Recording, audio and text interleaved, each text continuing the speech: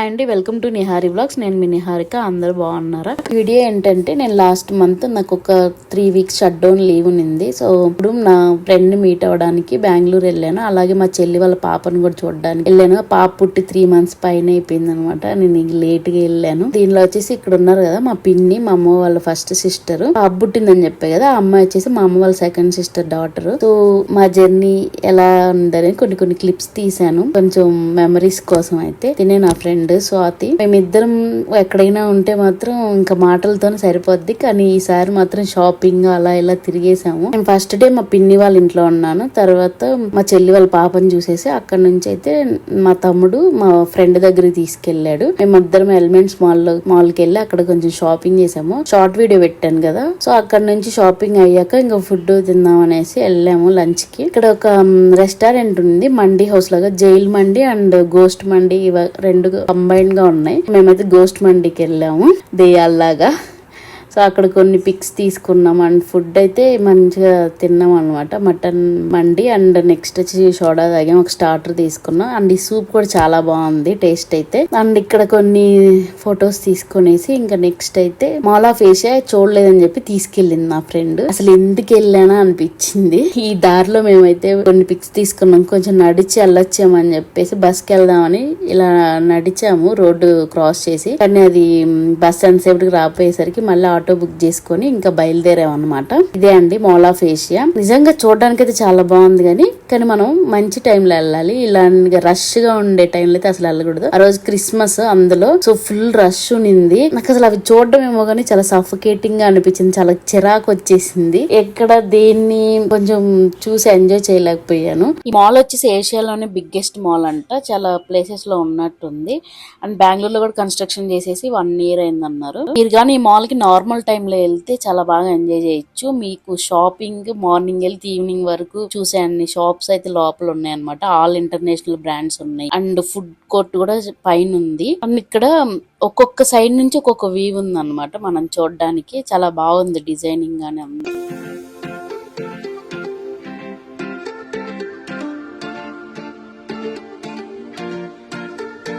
మా ఫ్రెండ్ చెప్తుంది నన్ను మాత్రం చూపించద్దని, కానీ నేను చూపించేశాను. అండ్ తర్వాత మేము అన్ని ఫ్లోర్స్ తిరిగేసి లాస్ట్ కి ఏమన్నా తాగుదాం అనేసి, బాగా దాహంగా ఉంది, పైకి వెళ్ళాం ఫుడ్ కోర్ట్ దగ్గరికి. అక్కడ చూస్తే అన్ని ఎంత రష్ ఉందంటే అంత రష్ ఉంది అనమాట. ఇది వ్యూ అయితే చాలా బాగుంది. కానీ మనం ఇంత రష్ ఉన్నప్పుడు అంత ప్లెజెంట్ గా ఉండలేము. అండ్ ఇక్కడ మేము పైకి వెళ్ళేసి ఎలాగో ఒక చోట కొంచెం ఖాళీ ఉంటే అక్కడ జ్యూస్ చెప్పాను నేను, మింట్ లెమన్ జ్యూస్. అది చాలా వరస్ట్ గా ఉంది. అండ్ నెక్స్ట్ ఒక ఐస్ క్రీమ్ చెప్పాము. అవి 2 తినేసి ఇంకా బయటకైతే వచ్చేసాము అనమాట. కాసేపు అలా కింద కూర్చున్నాము.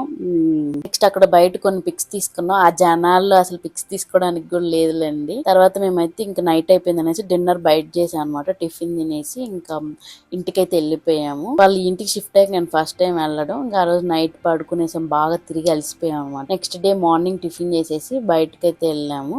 నేను టాటూ వేయించుకున్నాను. నేను నా ఫ్రెండ్ ఇద్దరం కలిసి టాటూ వేయించుకుందాం అనుకున్నా. లాస్ట్ కి మా ఫ్రెండ్ అయితే వేసుకోలేదు. తర్వాత నేను ఇంకా మా ఆయన పేరు అయితే వేయించుకున్నాను. ఫ్రెండ్స్ టాటూస్ చాలా చూసాం గానీ ఫ్రెండ్ ఎందుకో భయపడినట్టుంది, వేయించుకోలేదు. సో నేను వద్దని మా ఆయన టాటూ వేయించుకున్నాను. మంచైతే పిజ్జా అండ్ KFCలో చికెన్ తినేసి ఇంకా మేము డిమార్ట్కి వెళ్ళి కొన్ని సామాన్లు అవి తీసుకునేసి ఇంకా నేను ఈవినింగ్ బస్ అనమాట. సో ఇంటికి వెళ్ళేసరికి 6 అయిపోయింది. ఈ ఫ్రెష్ బస్ ఎక్కాను. ఈ బస్సులో అయితే ఇలా కొన్ని ఐటమ్స్ ఇచ్చారు అనమాట, ఒక జ్యూస్, స్నాక్స్ అలాగా. సో నైట్ 12 అయింది తిరుపతి వెళ్ళేసరికి. ఇంకా మా అక్క వాళ్ళ ఇంట్లో ఆ రోజు నైట్ ఉండేసి మార్నింగ్ ఫ్రెష్ అయిపోయేసి మళ్ళీ ఊరికి తీసుకెళ్లాడు. మా వాడిని చూడడం ఆఫ్టర్ 1 month అనమాట. సో వాడి ఫీలింగ్ ఎలా ఉందని కొంచెం వీడియో తీసాను. వాడు అమ్మ వచ్చిందంటే నమ్మలేదు ఫస్ట్, మళ్ళీ బయటకు వచ్చాడు. తర్వాత మేమిద్దరం చాలాసేపు పైన టెర్రస్ పైకి వెళ్ళేసి వాడితో చాలా కబుర్లు చెప్పాను, అన్నం పెట్టాను, తిన్నాడు. మంచిగా బాగా ఎంజాయ్ చేసాము. 1 month ఉన్నాడు మమ్మల్ని వదిలేసి వాళ్ళ నానమ్మల దగ్గర.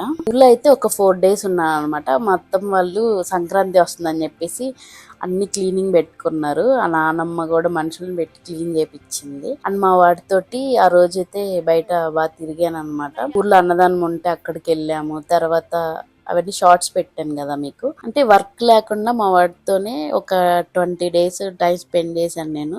డిసెంబర్ నుంచి జనవరి 15th వరకు అన్నమాట. అండ్ మా వాడితోటి ఊరి దగ్గర ఉన్నప్పుడు ఈవినింగ్ టైం అలా కట్ట మీదకి నడుచుకుంటూ వెళ్ళే వాళ్ళం. అవన్నీ చిన్న చిన్న క్లిప్స్ తీసాను, సన్సెట్ అవంతా. అండ్ ఫైనల్ గా అయితే మేము న్యూ ఇయర్ రోజు రిటర్న్ అయిపోయాం హైదరాబాద్ కి.